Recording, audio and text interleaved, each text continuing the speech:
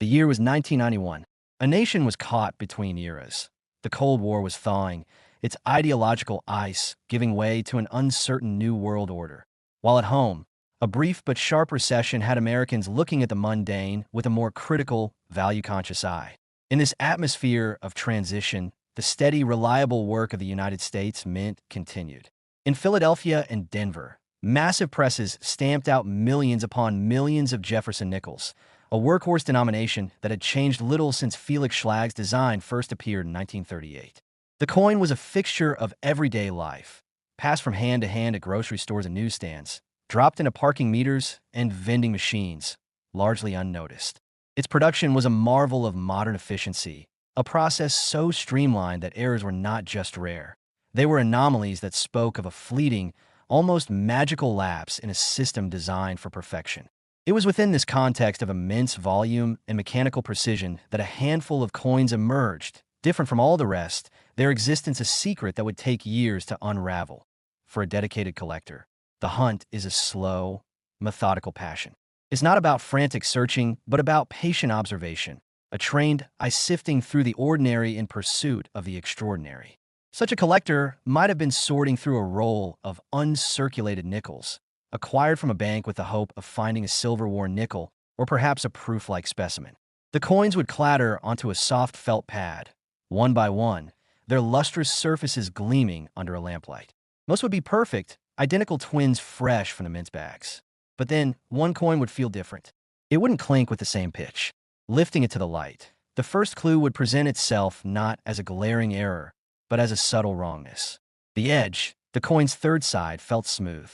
A standard nickel has a plain edge, yes, but it is distinct to the touch. This was different.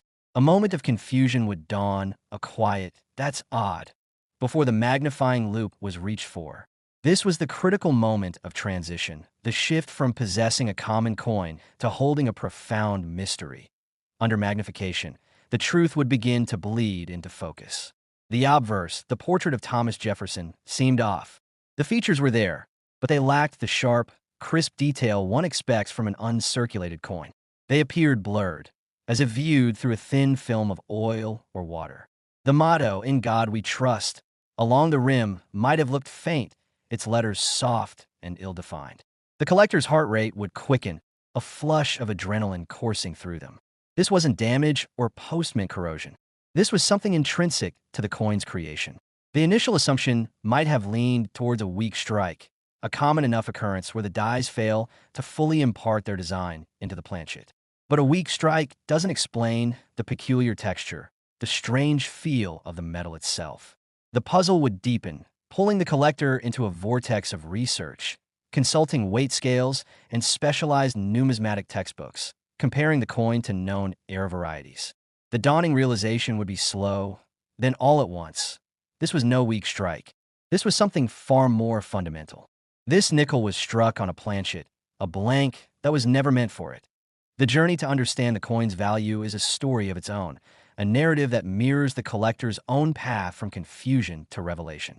Initially, such a coin, misidentified or unrecognized, might have been traded for a few dollars or simply stored away as a curious oddity. Its first appearance in a dedicated error coin marketplace would have caused a stir, a ripple of excitement and skepticism through a small community of specialists. The early valuations would have been conservative, perhaps a few $100s, a price paid for a fascinating and confirmed mint error. But as more examples failed to materialize, as the true scarcity of the error became apparent, the market's temperature began to rise. The coin wasn't just an error, it was a ghost. It was a tangible piece of story that should never have happened, a narrative of a wrong blank fed into a high-speed press at the Denver or Philadelphia Mint, struck with dies it was never designed for, and then, miraculously, escaping into the world. Auction results began to climb, first breaking the $1,000 mark, then 2, then 5. Each new sale was a data point, a confirmation of its rarity and desirability. The value wasn't just in the metal or the denomination. It was in the story, the breach in the mint's flawless armor, the sheer improbability of its existence. It became a trophy, a centerpiece, an object of desire whose worth was dictated by the relentless logic of collectibles. Extreme scarcity multiplied by intense demand. The physical characteristics of the error are where its true nature is revealed and where our narrative takes its crucial twist. A normal US 5-cent nickel is, ironically, not primarily made of nickel. Since World War II, its composition has been a solid mix of 75% copper and 25% nickel. This gives it its distinctive color, weight, and electromagnetic signature. The error coin, however, feels different because it is different. The initial collector's suspicion about the edge was the first clue. The weight would provide the next. It would be significantly off. Placed on a sensitive scale, it wouldn't register the standard 5.0 grams. It would be lighter. The blurred details are not from a weak strike, but from a fundamental incompatibility. The dies for a nickel are designed to impress their image onto a specific alloy with specific hardness and flow characteristics. This planchet was made of a different metal, a softer, pure metal that couldn't accept the strike with the same sharp fidelity. The revelation is this: the 1991 Jefferson nickel was struck on a penny planchet. It is a 5-cent design imprinted onto a 1-cent blank. The core of the coin is not cupronickel, but pure copper, the same metal used for Lincoln cents. This is the unique twist, the profound mistake that elevates the error from a simple misstrike to a numismatic legend. The mint's production lines for cents and nickels are separate, but they exist in the same vast facilities. Somehow, a single copper planchet, destined to become a penny, found its way into the hopper feeding the nickel press. It was fed into the colossal coining chamber, and under hundreds of tons of pressure, the Jefferson nickel dies attempted to force their design onto it. The softer copper yielded, but it couldn't hold the fine details as well, resulting in the mushy, blurred appearance. The lettering is weaker, Jefferson's features are less distinct, and the steps of Monticello on the reverse are often shallow and ill-defined. It is a coin caught between two identities, a nickel in spirit, but a penny in body. Its rarity is staggering. Estimates suggest only a few dozen genuine examples exist from both mints combined, making it one of the great modern rarities. Its value, therefore, is not a static number, but a reflection of its story. A story of a quiet, unnoticed moment of chaos in a temple of order. A secret born from the friction of immense industrial output, waiting years in plain sight for a single discerning eye to finally see it for what it truly is. The year 1964 was marked by sweeping changes in American coinage, driven by a combination of economic pressures, public demand, and political decisions. At the center of it all was the humble Jefferson nickel, a coin first introduced in 1938 and chosen to replace the Buffalo nickel after a quarter-century of circulation. Designed by Felix Schlag, the Jefferson nickel carried the portrait of Thomas Jefferson on its obverse and his iconic Monticello estate on the reverse, a design that would remain a cornerstone of American currency for decades. By the early 1960s, however, the U.S. Mint was under increasing strain as coin shortages rippled through the economy, and 1964 became a year unlike any other in the history of the nickel. It was the only year in which the Mint struck the Jefferson nickel in truly staggering numbers, as the Treasury sought to combat hoarding and keep coinage flowing into the hands of the American public. Billions of nickels were struck that year across the Philadelphia and Denver mints, flooding the system with a small 5-cent denomination. But within that flood, something unusual slipped past the mint's rigid systems of control. The rush to produce as many coins as possible left little room for error checking. And in that desperate environment, mistakes were inevitable. Some are minor, weak strikes, off-center impressions, or planchet flaws. But a handful of coins carried something far more intriguing. A defect not merely cosmetic, but significant enough to alter their place in history. These are the 1964 Jefferson nickels with errors so distinct that they would later ignite a frenzy among collectors that it began with an observant collector, a man who had spent years combing through rolls of coins acquired from his local bank. His process was ritualistic: unwrap, scan, weigh, examine, and set aside. He had handled thousands of Jefferson nickels, enough to train his eye to catch the faintest irregularity. When he held a 1964 nickel up to the light one evening, something about Monticello looked wrong. The steps seemed doubled, the lines overlapping faintly as though a shadow had been etched into the coin's surface. At first, he thought it was simply wear from circulation, but the coin itself was too crisp, its details too sharp to be dismissed. He placed it under a magnifier, and what he saw quickened his pulse. The doubling was not from wear at all, but from the die itself, a double die error, where the coin had been struck from a die that had been improperly manufactured. Each detail of Monticello's steps appeared ghost-like, as though the image had shifted slightly during production. This was no ordinary strike. He knew instantly that this coin was different, and his mind raced with the possibilities.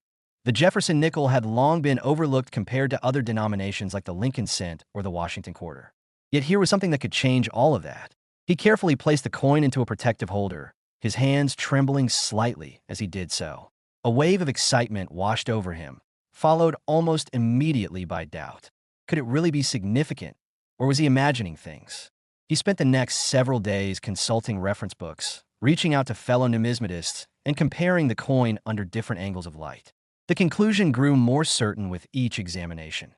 This was a legitimate error.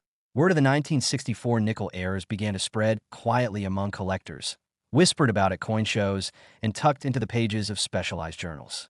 Some spoke of double dies, others of off-center strikes where Jefferson's portrait seemed to slide precariously toward the edge of the coin. There were even accounts of repunched mint marks on Denver-struck examples, where the D had been stamped more than once, leaving behind a faint echo of itself.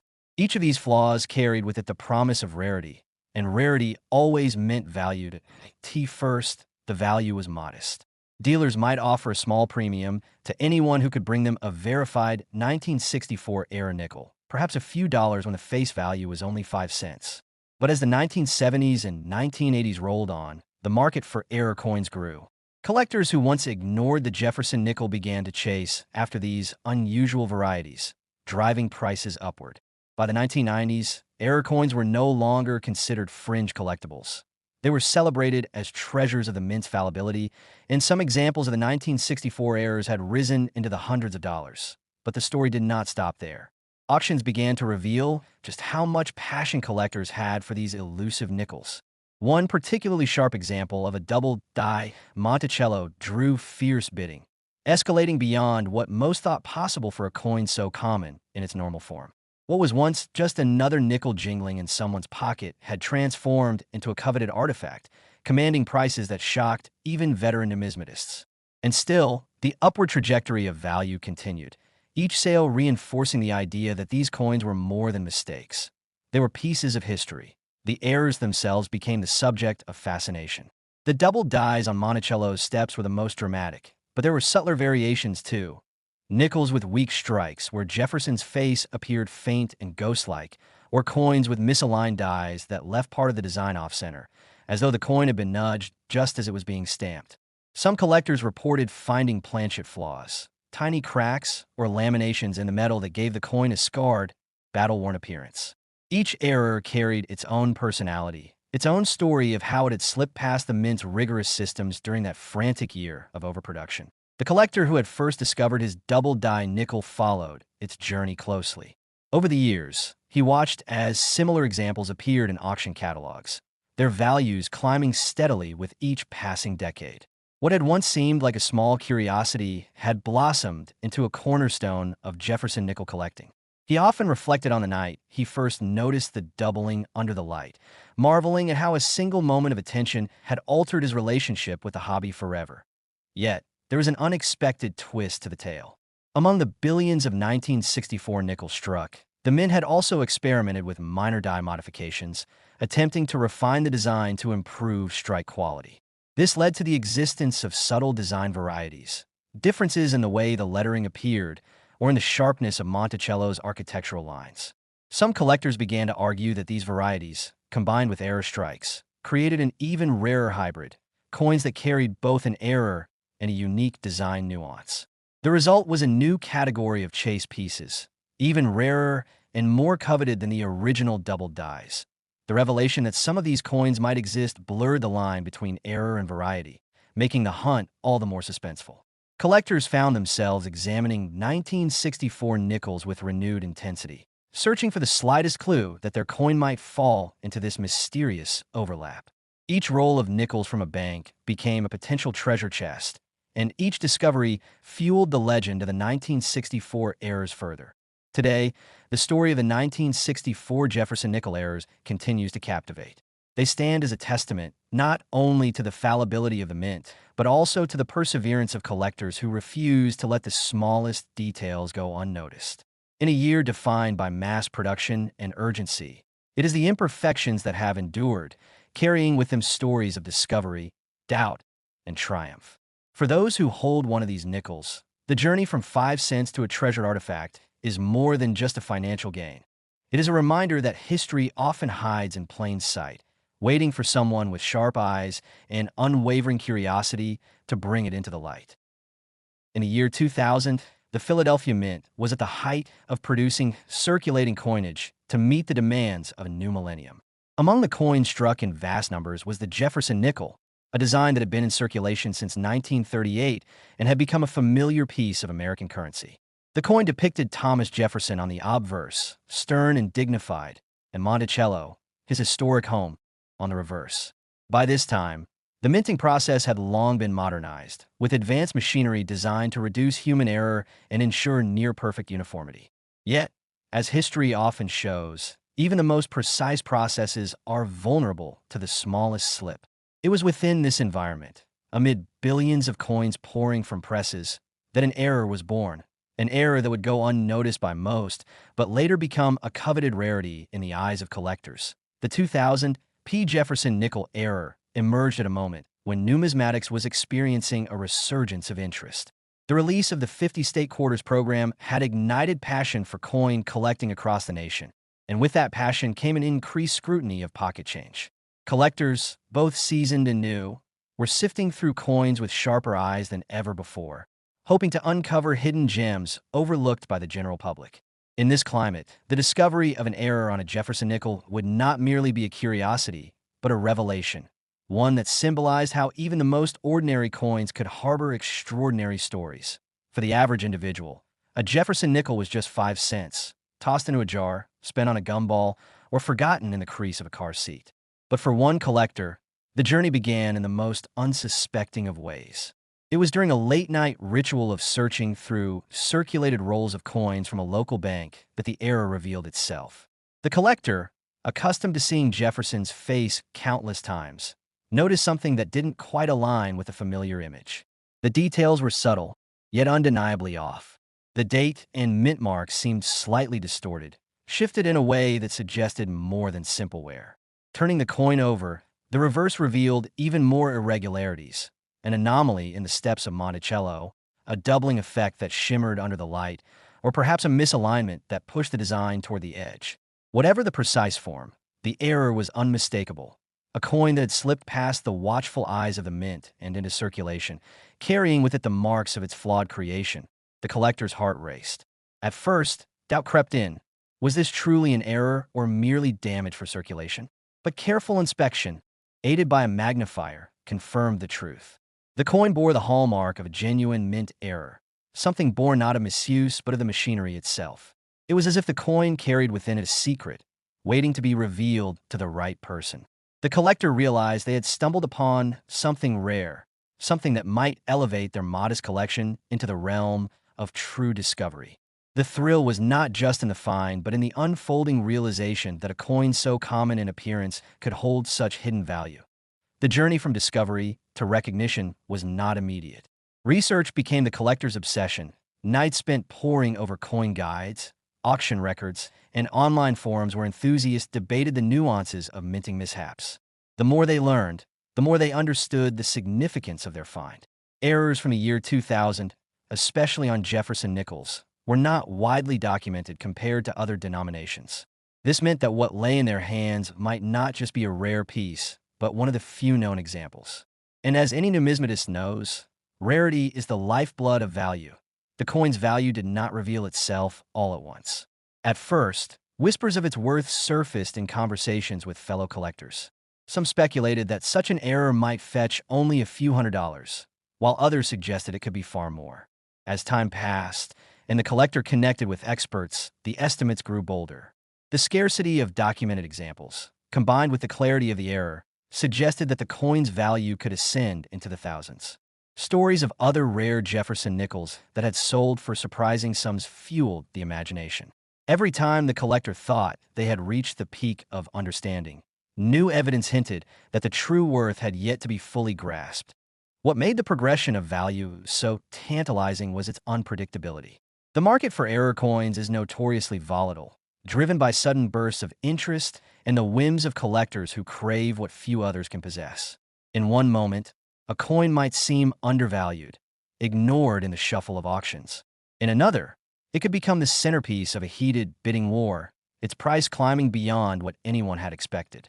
The 2000 P. Jefferson nickel era fit perfectly into this pattern, a coin that could linger in obscurity one year and surge in demand the next. This uncertainty only heightened its allure, making it not just a collectible, but a gamble, a treasure whose true potential lay hidden in the future. The error itself was more than a mere curiosity. It was a window into the fallibility of the minting process. On closer inspection, the coin revealed the imperfections that made it unique. Some examples from this period displayed double dies, where details of the design appeared slightly replicated, creating a ghostly shadow effect. Others bore off-center strikes, with Jefferson's profile shifted in a way that left part of the planchette blank, a surreal reminder of the delicate balance between precision and misalignment. There were even whispers of broad strikes, coins that expanded beyond their usual borders because they had escaped the collar meant to shape them. Each form of error told its own story, but what united them was their rarity and the fact that they survived the minting process to reach the public. The impact of such an error was profound. For collectors, it transformed the Jefferson nickel from an everyday coin into an object of fascination. For historians, it underscored the unpredictability of mass production, a reminder that even in an age of automation, human and mechanical imperfections could leave lasting marks. For the original finder, it was life-changing, turning a late-night search through rolls of coins into a discovery that reverberated far beyond their own collection. Yet the story carried with it a twist, one that few could have anticipated. As more collectors began to search for examples of the 2000 P. Jefferson nickel error, it became clear that the coin's scarcity was even greater than imagined. Unlike other well-documented minting mistakes, this error had slipped under the radar, with only a handful of confirmed specimens emerging. This meant that those lucky enough to find one were holding something akin to a hidden treasure, a piece whose existence was known to only a select few. The twist was not simply that the coin was valuable, but that it was nearly invisible to the broader world, its significance recognized only within the tight-knit community of those who understood its story. Over time, the narrative of the 2000 P. Jefferson nickel error became as much about the journey as the coin itself. It was about the thrill of discovery, the suspense of valuation, and the realization that even the smallest denomination in American currency could carry with it a tale of immense worth. In the right auction, under the gaze of eager bidders, such a coin could command prices that dwarfed its humble 5-cent face value, climbing into sums that reflected not just its rarity but the emotions and dreams it inspired. What had once been a simple nickel had become a symbol of chance, perseverance, and the enduring allure of the unexpected.